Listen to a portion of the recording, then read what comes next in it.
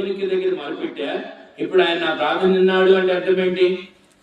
Road మీద ఒక ఆయన పోతా ఉన్నాడు, అయ్యా కొంచెం బజార్ దాకపోతున్నావా, నాకు కొంచెం తలనొప్పిగా ఉంది, కొంచెం జ్వరంగా ఉంది, నేను చెప్పే మాట కొంచెం వినపడింది అయ్యా, నా జ్వరం పోవడానికి చిన్న టాబ్లెట్ తెచ్చిపెట్టవా? సరేనమ్మా అని విన్నాడు. విన్నాడు, బజారు పోతున్నాడు, తెచ్చిస్తాడు నమ్మకం.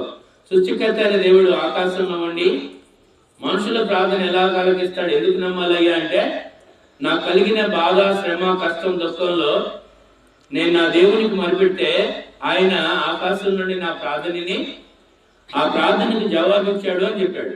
కాబట్టి దేవుడు అనే వ్యక్తి దావీదు తెలియజేసే విషయం ఏంటంటే, ఆయన ఆకాశం ముందు ఉంటాడు, ఆయన సింహాసనం పరముందు ఉన్నది, మానవుడు భూమి మీద ఉన్నాడు. దేవుడు ఎక్కడున్నాడు అయ్యా అంటే బైబిల్ తెలియజేసేమాట ఆకాశం ముందు ఉన్నాడు, ఆయన సింహాసనం మీద ఉన్నాడు. అయితే మానవులు చేసే ప్రార్థనలు వింటాడు. దేవుని ఎందుకు నమ్మకం ఎందుకు ఉంచుతాం? మన ఎవరి దగ్గర పోయి ఒక సహాయం చేసిన తర్వాత ఆ వ్యక్తి అంటే మనకు నమ్మకం. దావీదు గొర్రెల దొడ్లో యవన కాలంలో ఉన్నప్పుడు, ఆ యవన కాలంలో నుండే దేవుడు ఒక ప్రవక్తను పంపించి నేను ఇశ్రాయేలు మీద రాజుని చేస్తున్నాడని అభిషేకిస్తూ వచ్చాడు. ఆ రాజు అయిన తర్వాత ఎన్ని కష్టాలు కలిగినా, ఎన్ని ఇబ్బందులు కలిగినా రాజు కావడానికి ముందు అలాంటి కష్టాలు, అలాంటి బాధలు, అలాంటి శ్రమల్లో నా దేవుని దగ్గర నేను మొరపెట్టా, ఆకాశం ఉన్న నా దేవుడు నాకు ఆ ప్రార్థనకు జవాబిచ్చాడు అని. కాబట్టి దేవుడిని నమ్మాలి. నమ్ముట అనేది మన అంశం.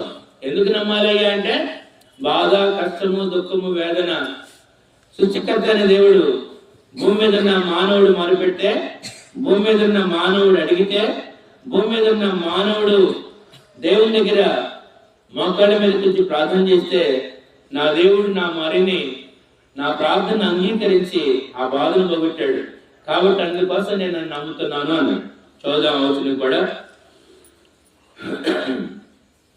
వచనము 20, సమయంలో 22వ అధ్యాయం వచనం 20. నేను ఆయనకి ఇష్టడిని కనుక ఆయన నన్ను తప్పించెను. నేను ఆయనకి ఇష్టడిని కనుక ఆయన నన్ను తప్పించెను. 19వ వచనం, ఆపత్కాల మందు వారు నా మీదకి రాగా యెహోవా నన్ను ఆదుకొనెను, విశాలమైన స్థలముతో నన్ను. కాబట్టి ఎందుకు నా దేవుడు అంటే నాకు నమ్మకం అంటే, నాకే కష్టం కలిగినా, నాకే బాధ కలిగినా, ఏ ఇబ్బంది కలిగినా, ప్రజలు ఎవరన్నా సహాయం చేస్తారో లేదో తెలియదు, కానీ నా దేవుడు మాత్రం నన్ను చేయదు పెట్టడు అన్నాడు. ఆపత్కాలం అంటే ఎమర్జెన్సీ. ఎప్పుడు ఎమర్జెన్సీ?